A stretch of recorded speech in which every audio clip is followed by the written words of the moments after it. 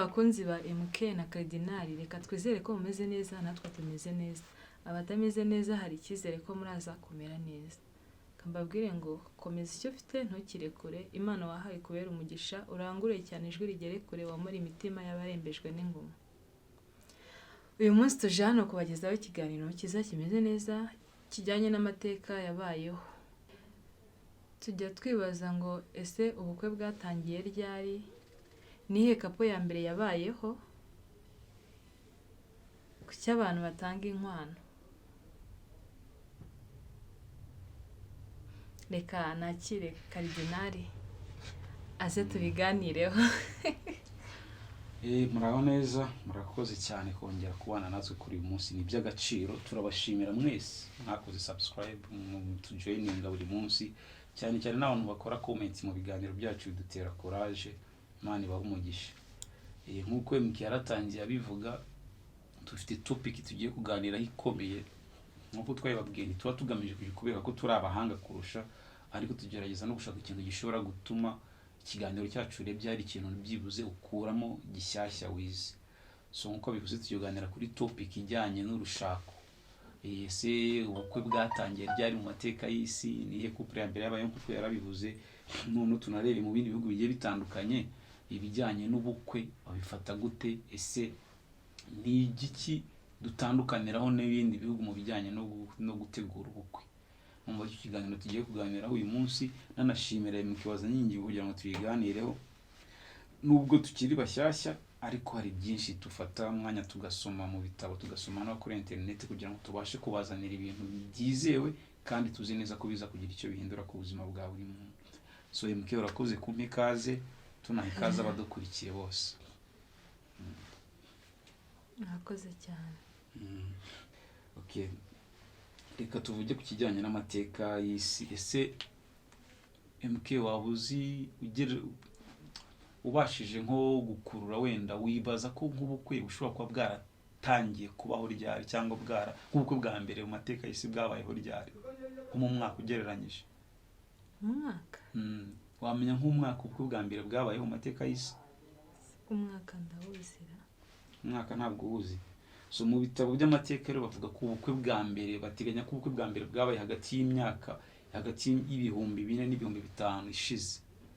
Urumva ko ubukwe bumaze igihe kinini cyane, imyaka ibihumbi 4 n'ibihumbi 5 ishize imbere ya Yesu nibwo ubukwe bwa mbere bwabayeho. So bavuga ko ubukwe bwa mbere bwabayeho mu bice bya Babyloni, Mesopotamia no muri Egypt. Icyo gihe bakoraga ubukwe muri icyo gihe, muri iyo myaka navuze hagati y'ibihumbi 4 n'ibihumbi 5. Icyo gihe ubukwe bwabayeho. Nihe kapo ya mbere yabayeho? Kapo ya mbere yabayeho tugendeye ku bitabo by'isi, tukagera no ku gitabo kizwi cyane n'abantu benshi, Bibiliya iteganya ko ivuga ko kapo ya mbere yabayeho ku isi ari Adamu na Eva. Adamu na Eva niyo kapo ya mbere yabayeho ku isi. Nubwo yo uburyo yahuye bitameze nk'uko abantu basanzwe dusunganye nawe twahuye, ariko bifata nk'ari kapo ya mbere yabayeho ku isi. Nubwo tazi ko yakoze ubukwe nk'uko twe twakoze, ariko niyo kapo ya mbere yabayeho mu mateka y'isi. Akabonga Imana niyo yabahuje kuko ari niyo. Yes, birumvikana kuko urumva ko bo ibintu byo guteretana ndakeka bitari byabaga, kuko ari no bantu ba mbere twabara ko Imana yaremye, bo ntabwo habayeho nyine nk'ino mihango isanzwe iba nyine ngo abantu bateretane ngo bagire gute. Ni Imana yabahuje. So ubukwe natwe twahujwe n'Imana. Natwe n'Imana byo ndabizi ko ari Imana yaduhuje, ariko bura umwihariko udasanzwe kubera ko umuntu yaravutse Imana yaremye umuntu, irangije umurozi bikuramo umugore wiramumuhereza, nkuko natwe ari byo tugenderaho niyo tujya gusezerana imbere y'Imana. Ariko mpamya ko byibuze wari umwihariko wabo wa mbere wabayeho, nyine Imana yabagiriye ubuntu budasanzwe, ibakorera urugo, ibaha umuryango badakoze ubukwe. Atari ikintu gitangaje. Bisobanuye ko Imana ari nayo yashyizeho urushako. Yego, urushako rwashyizweho n'Imana, niyo mpamvu abantu bose bagombye kujya barwubaha cyane, kubera ko byanze bikunze ikintu cyashyizweho n'Imana, umuntu wese yagombye kucyubaha. Ku bintu bijyanye n'urushako wenda ntabwo ku isi yose ibintu bimera kimwe, ntabwo nubwo abantu bategura ubukwe kimwe. Buriya muri buri bihugu bigenda bigira umuco wabyo. Uko mu Rwanda twebwe twatangiye gukora ibintu bijyanye no gutegura ubukwe, mu Rwanda nyine hari imico yihariye dufite itandukanye wenda n'iyo abagande bafite, n'iyo abanyakenya bafite, n'iyo abahinde bafite. Ni ibiki waba uzi dushobora kuba dutandukaniyeho n'ibindi bihugu mu bijyanye no gutegura ubukwe cyangwa se n'urushako? n'urushaka ariko hari ikindi kintu nanibagiwe. uzi ko kapo iriya Adamu na Eva ibibazo bahuye nabyo ni nabyo duhura natwe duhura nabyo mu buzima bwa buri munsi. Uriya sera abantu babayeho se internet itari yaza buriya twuhuje ibibazo ko babayeho kera nta phone nta kibure, ibibazo duhuje ni nk'ibihese konzi ko ariko ni bagize kutumvikana kandi natwe nk'ubusanzwe yagiye biba kutumvikana icyo nta kapita bigira, bahuye n'ibigeragezo, bakoze amakosa.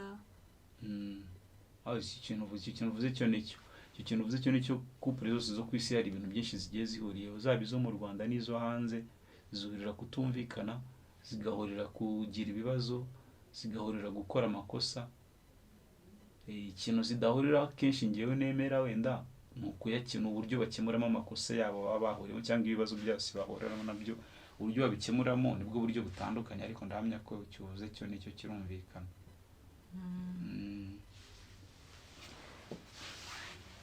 None se ku bijyanye na biranari nkubwiye mu bihugu bitandukanye, ni ibihe ibintu ubona nyine bidutandukanye n'ibindi bihugu ku bijyanye no gushaka? Ku bijyanye no gushaka nyine ubu ngubu mu Rwanda ku bijyanye no gushaka ku bukwe mu Buhinde abakobwa bakwa abasore. Icyo kintu cyuvuze cyo nicyo mu Buhinde, ariko naho bitangiye kugenda bigabanuka, uretse ko nyine atari umuco wari wacika, naho ngo byatangiye kugenda biteza amakimbirane mu miryango. Hari aho bigikorwa ku kigero kinini cyane, ariko bitangiye kugabanuka kubigezaho naho nabwo ubu ngubu hari abasore basigaye bakwa abakobwa, ariko umubare nyamwinshi mu gihugu cy'Ubuhinde abakobwa nibo bazana inkwano. Ibyo bintu numva bidatangaje, numva biri fair, biratangaje. noneho hari n'ibihugu bikwa abantu ihene, ingamiya. Buriya no muri Kenya ho n'ihene ziremewe. Kenya buriya wakwa ihene, wakwa ingamiya, wakwa nyine n'inka nazo ziremewe. Hari n'ibihugu nyine bakwa n'ingurube, zikaba ari rwose inkwano zemewe n'umuryango wishimira cyane kuruta. So ibihugu bigenda bitandukanye nyine ku bijyanye n'umuco wo gutegura ubukwe. Noneho habaho n'ibihugu, noneho amateka y'u Rwanda ubundi ngira ngo abantu bize amateka cyangwa se banabasha gusoma, bivuga ko mbere mu Rwanda ntabwo abana aribo bagiraga uruhare mu bukwe bwabo. Ni ababyeyi bahuraga, cyangwa se hakabaho icyo bita abaranga. Abantu bazi amateka y'u Rwanda habaga abaranga, ku buryo nimba umwana wo kwa kana karamutse ageze igihe cyo gushaka, noneho hakaba ababyeyi batuma abo bita abaranga bakajya kubashakira ahantu haba umukobwa wazababera amaboko. Icyo bita kuba amaboko nyine niwo mukobwa waza akabafasha kwagura umuryango. So bivuze ko nyine amateka yabayeho ntabwo abantu bashakaga kugira ngo bakore kapo nziza. No mu mateka y'isi abantu bashakaga kugira ngo icyambere kimwe bazabona abazungura, cya kabiri bazarinda imitungo yabo, icya gatatu nyine bazabone abantu babafasha kwagura umuryango. Bitandukanye n'ubwo abantu bashaka kubera ko bakundana. So iki gihe rero noneho ni ababyeyi, no mu Rwanda ngira ngo simbizi ko n'ubu hari ababyeyi bakibikora, ariko ababyeyi nibo bahiteragamo abana tuzashaka uyu, ku buryo n'igihe ujya gushaka umuntu mutari mwarabonana n'umunsi n'umwe.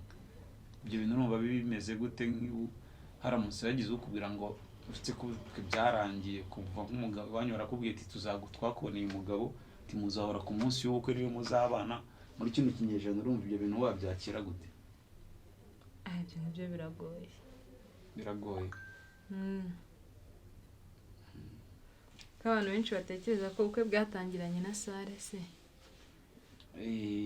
Sare hariho abantu babyibaza gutya, ariko nyine twabonye ko ubukwe bwabaye mu myaka 2000, hagati y'2000 n'5000 ishize, kandi icyo gihe amasare yari ataraza ngira ngo ibyo burumvikana. Ni nabyo nyine bikwereka ko abantu bifuje kubana kuva kera ariko bagenda babikora mu buryo butandukanye. Mu bihe bihugu abantu ibihugu byatangiye gukora ubukwe muri iyo mihango nk'uko twabisomye mu bitabo, hari igihugu cya Egypt mu Misiri, hakaba Babiloni, hakaba naho bita muri Mesopotamiya. Muri ibyo bihugu ndakeka no muri ibyo bihugu tubivuze n'ubundi rero nako byitwa Egiputa, Mesopotamiya no muri Babiloni. Aho hantu ubukwe bwatangiye gukora ubukwe mu myaka hagati y'ibihumbi 4 n'ibihumbi 5 ishize. Uko twabibonye nubwo Adamu na Eva ari couple ya mbere yabayeho nyine muri iriya myaka ariko yo yabanye itakoze ubukwe nk'uko twebwe dusanzwe dukora ubukwe nyine muri iyi minsi isanzwe. Ariko ngo hari inyandiko zerekana ko abantu bashyingiranwaga ariko bagamije kubaka umuryango, batagamije gukora uko nk'uko twe tubikora, urabona bagamije guhuza imiryango. Yes, nkuko mu nyandiko zibigaragaza. Ya mbere twasomye ni Bibiliya mu Itangiriro, ngira ngo abantu benshi murabizi mu Itangiriro cya 2 umurongo wa 18 kugeza kwa 24. Yego, mu Itangiriro niho Bibiliya nyine igaragaza ukuntu Imana yaremye Adamu na Eva ikaza kubahuza bakarema umuryango. Ariko nkuko tubikesha n'undi kinyamakuru bitwa history.com, nacyo ni ikinyamakuru nacyo cyane ku bijyanye n'umuryango, nacyo kigaragaza nyine ko mu mateka y'isi yabayeho couple ubukwe bwa mbere bwabaye mu mateka y'isi bwabaye hagati y'imyaka 2000 n'ibihumbi 5 ishize. Nanone nkuko tubikesha ubushakashatsi bw'ikigo bita Pew Research Center nacyo gikora ku bijyanye n'urushako, kigaragaza nyine ko mu bihugu bigiye bitandukanye uko natwe mu Rwanda tubivuga ati buri gahugu n'umuco wako.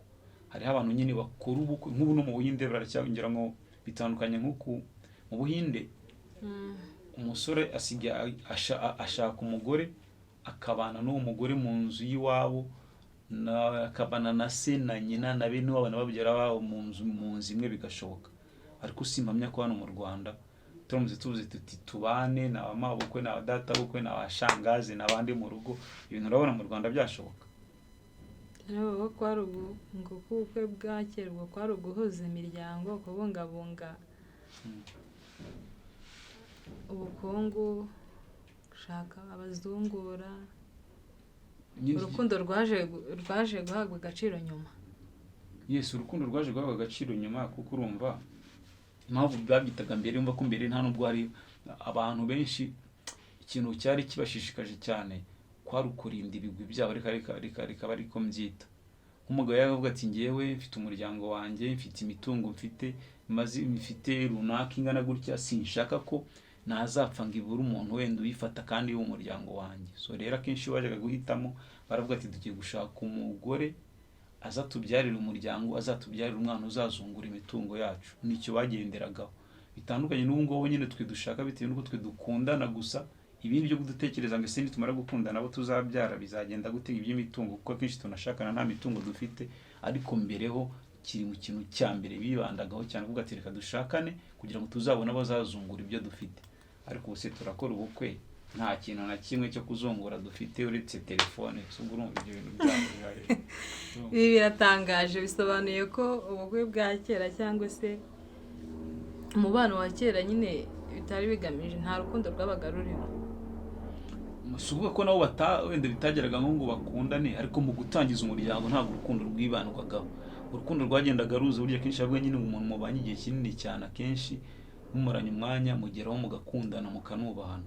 So rero urukundo suvuga ngo umuntu ntibakundaga, ariko ntabwo byahabwaga umwanya ngo bashakanaga batarajya mu rukundo. Yego, noneho hakabona ibihugu aho bibujijwe ko wabonana n'umuntu mbere yuko mushakana. Nko mu Bihinde hari nk'amoko adashyingirana, akandi aravuga ati tuzagushyingira umuntu mutari mwahura amaso ku maso abe n'umunsi wa rimwe. Bitandukanye n'iby'ubu ngubu nyine couple nyinshi zijya kubana zimaze nk'igihe kinini cyane zisanzwe zibana mu buryo twavuga butaziguye. Icyo kintu gitandukanye nyine urushako rwa kera n'urushako rw'ubu ngubu. Abanyarwanda benshi bajya bibaza ngo ese inkwano zatangiye ryari? Ku kintu kijyanye n'inkwano ntabwo mu Rwanda ntabwo twamenya ngo umuntu wa mbere wakuye mu Rwanda yari inde, sindanabisoma. Wenda niba ari n'abantu bazi igitabo twakuramo ayo makuru baza kudufasha. Ariko inkwano mu Rwanda zo zaratangwa kuva na kera, ntabwo inkwano ari ikintu cyadutse vuba.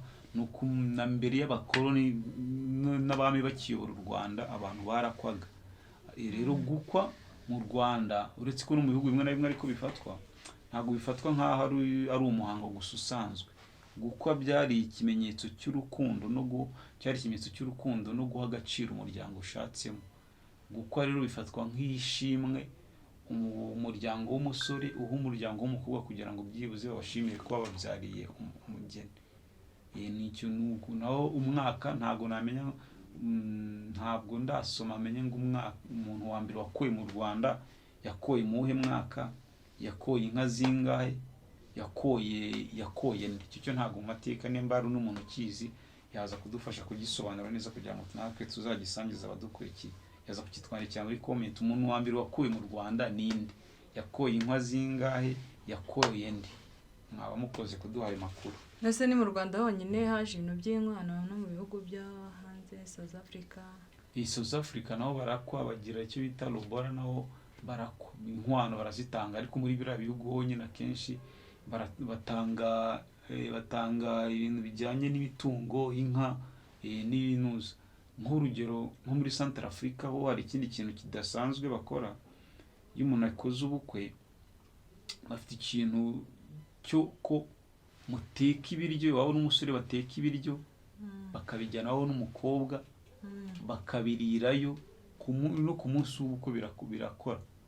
Mugateka ibiryo bitetse mukabijyana bitetse mukajya kubirira kwa nyoko bukwe cyangwa kwa sogwe no kwa sogwe bakazabizana. Ibyo bintu birakora ku buryo mutavuga ngo byane ngo bya sare, byo ntabwo akenshi bikora mu buryo ngo sare ngiraza kuzana ngo ibiryo ngo babagaburire. Reka iwanyu n'umusore murateka ibiryo, ubwo niba ari muri dote wari umukobwa barateka ibiryo bitekeye babizane bari byo murya. None niba n'umusore nibaza kubakira nabo babigenze gutyo mu muco wabo. Gusa rero ntibivuze ko hari imwe babireka bagashaka abantu babagaburira, ariko mu muco wabo niko babigenza. Muri Kenya ariko aho ngo bakwa ihene. Yes, ihene bariko, ihene ni itungo rifite agaciro, birya biterwa nanone n'umuco w'abantu. Muri Kenya ho ihene barazikwa kugeza n'ubu ngubu rwose, ariko bidakuye ko ari n'abantu bakwinka. Ngira ngo hari umusista twashingiye ngira muzi yo ni ingamiya, kuko ingamiya muri Kenya barazifite, no mu Buhinde hari aho bazitanga bitewe nuko ari yo matungo bafite.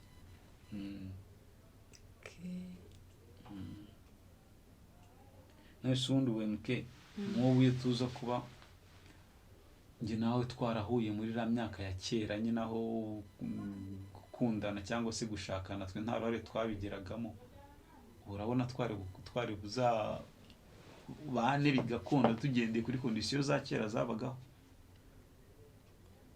Urabona nyine kera habagaho kondisiyo twe nta ruhare twabigeragamo, ababyeyi baduhitiragamo. Ikindi nyine twaba tugiye kubana akagira kondisiyo badusaba, wenda nk'urugero nyine akaba bavuga tuti ntiwemereye kuzahura na karidinale, nitwebwe tuzaguhitiramo uzashaka kuri zira kondisiyo nka zira wenda zo mu Buhinde zo kuvuga tuti umusore ni ukumugabo kwikiza izo kondisiyo ubona z'amateka y'isi mu bushako. Urabona iyo tuza kuba twarakundanye nko mu myaka ya kera, nko mu myaka y'ibihumbi 3 cyangwa mu bihumbi 4 ishize, twari kubana bigakunda. Twari kubana na zira kondisiyo zose. Ushingiye ku kisi urumva wari burenge ku by'ababyeyi basetinze, ati nitwe tuguhitiramo umugabo, nitwe tukugenera nitwe tugenda uzazungura.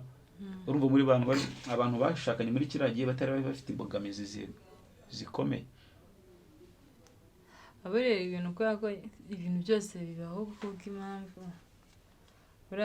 kera nabwo ubwo nk'uko uyu munsi bimeze bitashoboka, kera bwo byarashobokaga. Kandi nabwo n'ubundi iyo baza kukuzana cyangwa se bakavuga ati nuriya, ubwo ntabwo usibye kuba nababwira ati mubanze murebe nimba uwo musore nyine afite ubumuntu, afite imico myiza. Ntekereza ko nabyo babirebaho. Babireba ariko wibuke ko utafite uburenganzira bwo kubabwira ngo mubanze murebe. Muri iriya myaka we nta burenganzira bwo ufite. Ababyeyi barazaga kukubwira ngo twakuboneye umugabo wo kwa kanaka niwe mugiye kubana. Uhita uvuga ati yes, kuri izo kondisiyo wari buzishobore muri uyu mwaka? byari bigoye. Byari bigoye cyane. Nonese na biriya kureba ubona ko nko muri Kenya hariho abantu bari nk'abantu basaba inkwano bakabita ibyo gutera imijugujugu. Urabizi ibintu byo gutera imijugujugu? Ni kwa kundi nyine mujya baza mu rugori, nimba ari nko kwa sobukwe, bakaza nyine nk'urugero nyine famiye y'iwacu tuje nko gukwa iwanyu nyine. Ubu byasabaga ko ab'iwanyu baza mu rwuri rw'iwacu bagafata ya nkoni nyine baragirisha y'abashumba bagatera umujugujugu mu ifamu y'inka y'iwanyu aho ugarukiye. Ubwo izo nka ziri guhera aho mwatereye umujugujugu kugeza aho inkoni yagarukiye, akaba ari zo nkwano muzaba mutanze. Ukurikije uko ubibona muri kino kinyejana ibyo bintu byaba bigikora bigakunda? Cyakora si ubu ngubu ko abantu benshi bakwa amafaranga baracyakwa inka. Abantu benshi bakwa amafaranga, byo birumvikana byo, ariko kuba bifitiye ubushobozi muri Kenya biracyakunda. Abantu bagitera imijugujugu muri Kenya rero, abantu usanga umuntu afite ifamu irimo inka zirenga 5,000-6,000 soro kuza agatera umujugujugu babona nta n'ikibazo kibirimo. Nonese mu kiganiro cy'uyu munsi ukurikije ko kiganiriyeho, ni ibiki ibintu bishyashya wenda ubona wowe usanze byari bitangaje mu bana w'abantu ba kera? Ni ibiki ubonye abantu b'ubu ngubu wenda barusha aba kera nk'avantage? Ni izihe mbogamizi ubona abantu ba kera bari bafite ubu ngubu badafite, cyangwa se ni igiki uri kubona bose bahuriyeho, aba kera, urushako rwa kera n'urw'ubu ngubu? Ibyo ni ukuvuga ngo urushako rwa kera n'urw'ubu ngubu n'undi umuco uracyari umuco. Ku kijyanye n'inkwano, abantu baracyatanga inkwano. Ikindi aho bitandukaniye ni uko kera habagaho abaranga, wasangaga umusore barambagizaga umuryango akenshi. Ariko ubu ngubu urumva umukobwa asigaye ajyana umusore mu rugo iwabo batanamuzi, ibyo bindi babimenya nyuma. Niho bitandukaniye, kuko kera barambagizaga umuryango bakaza bavuga ati twe turashaka ko umwana wacu abana n'umwana wanyu, nabo bana batanabazi.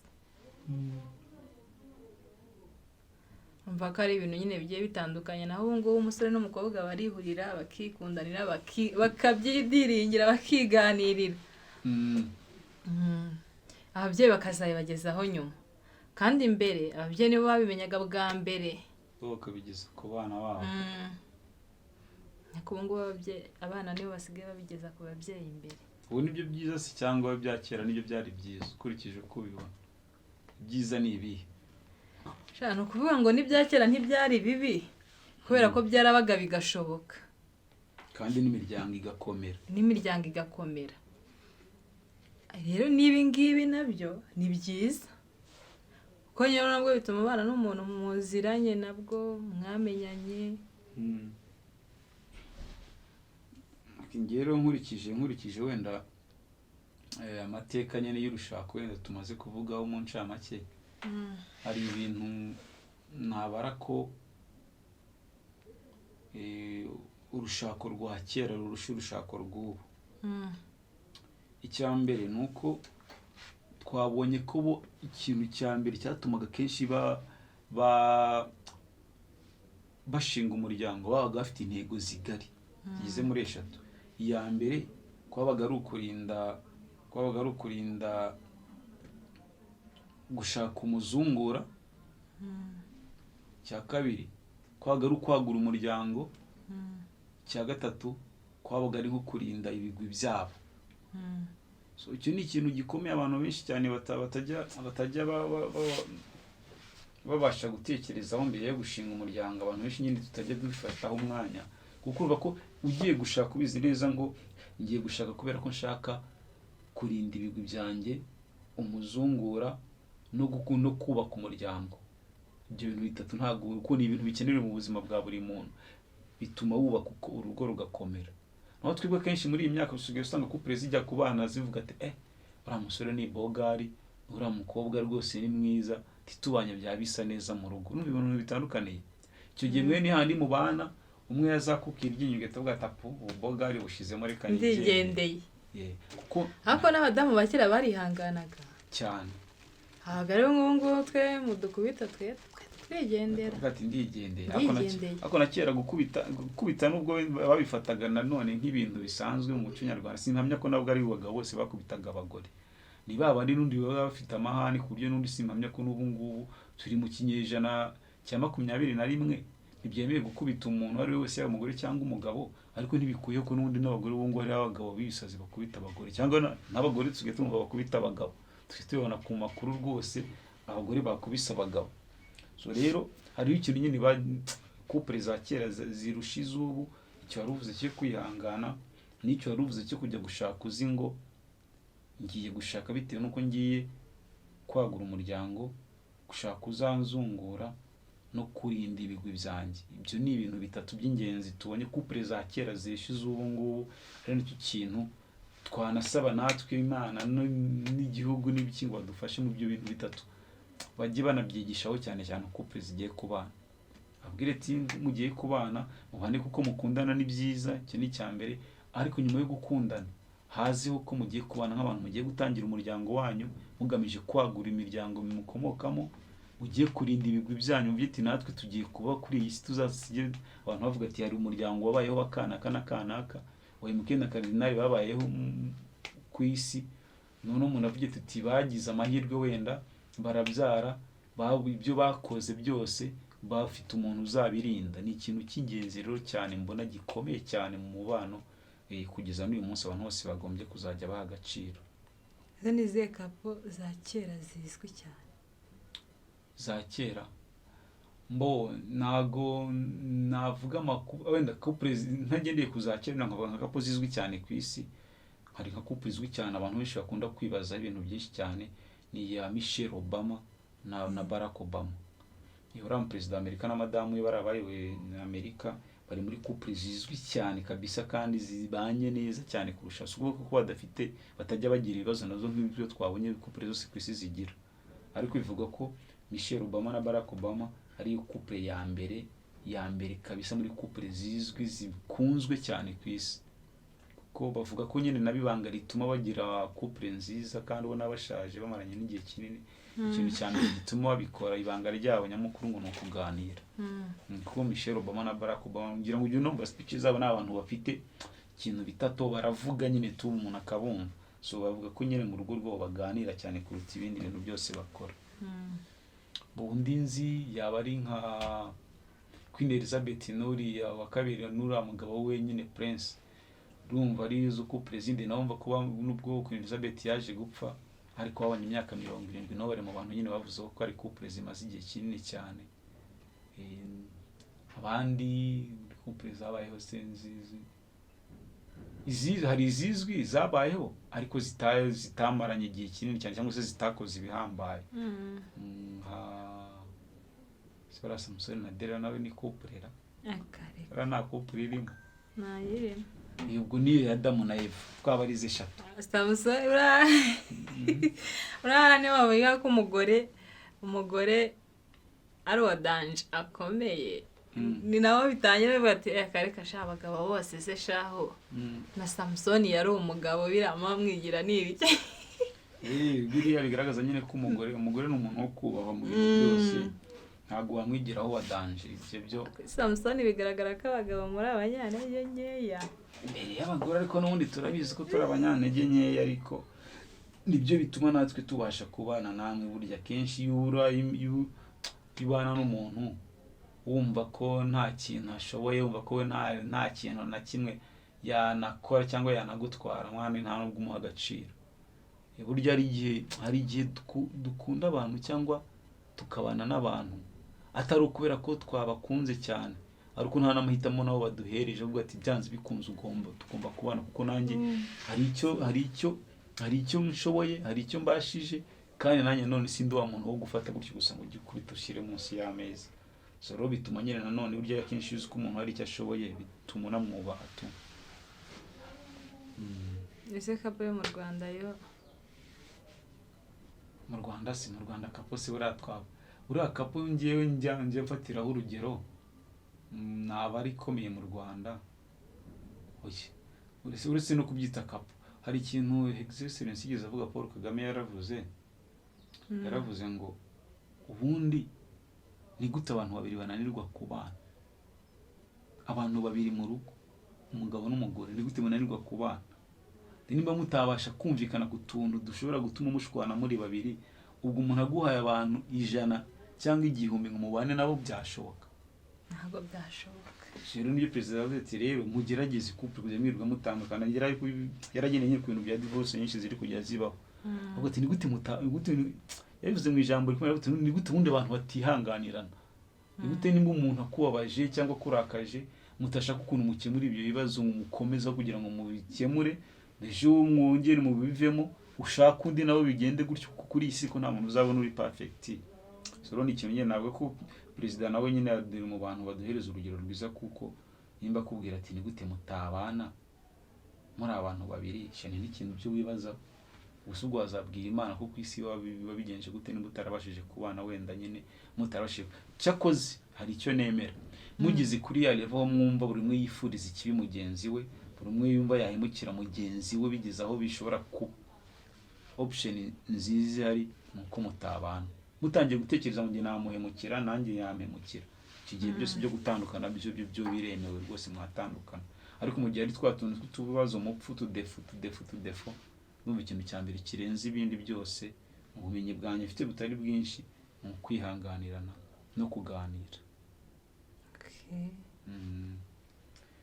Tumva sinjye usezera cyangwa sinjye usoza ikiganiro ariko numva ibyo twaganiriye uyu munsi ushobora kuba wenda hari ibyo wumvishijemo bishyashya utaruzi ushobora kuba ari ibyo wumvishijemo twakozemo nk'amakosa wadukosora biremewe hari inama hari inyunganizi watanga ariko mu kiganiro twari tugamije kubagezaho uyu munsi ni amateka ya couple mu ncamake twavuze ko couple ya mbere yabaye ari Adamu na Eva nk'uko twabonye mu itangiriro icyakabiri mu wa 18 kugeza kuri 24 tubona ko mu bihugu bigiye bitandukanye hari aho bakwa inka ihene ingamiya abakwa amafaranga tubona ko imiryango ya kera yabayeho itagamije gusakuru idashingiye ku rukundo ari ukwagura imiryango gushaka abazungura no kurinda ibigwi byabo so rero mu bintu twavuze uyu munsi by'amateka si ibintu twakuye mu mutwe wacu nibyo twagiye dusoma dukurikije dusumiye ku binyamakuru nko ku rubuga rwitwa historic.com tusomye ku rubuga rwa UN Women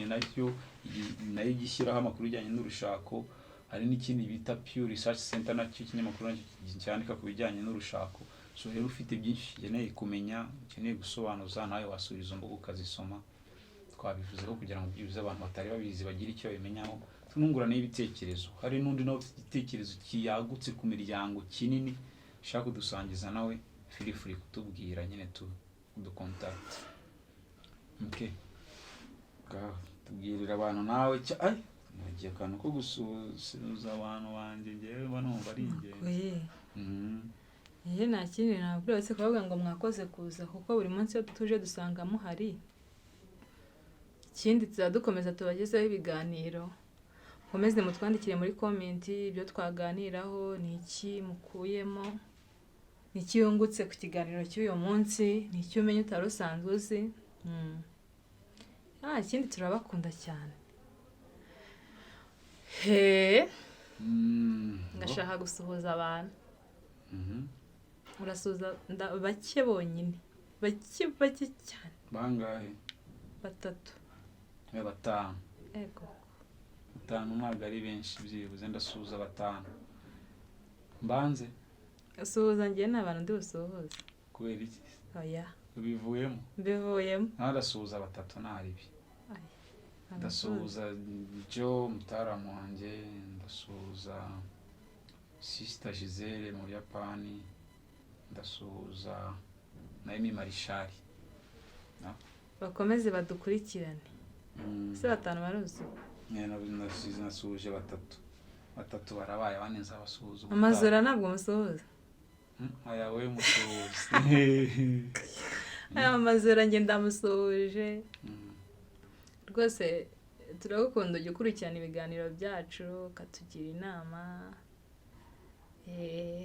uyu munsi uze kutubwira ni iki Niki yabonye gishyashya twavuze ku miryango? ni iki wabonye gishyashya? Ya ari mu bantu badukurikira cyane, Imana imuhe umugisha we n'umuryango we wose. Ikindi nta kindi ntabwo uretse kuvuga ngo komeza icyo ufite ntukirekure, Imana wahawe kubera umugisha, urangure cyane ijwi rigere kure, wamure imitima y'abarembejwe n'ingoma. Ubwire abantu bose ko Yesu ari umunyampuhwe, abazakubona bakubonemo Yesu. Ciao ciao, turabakunda.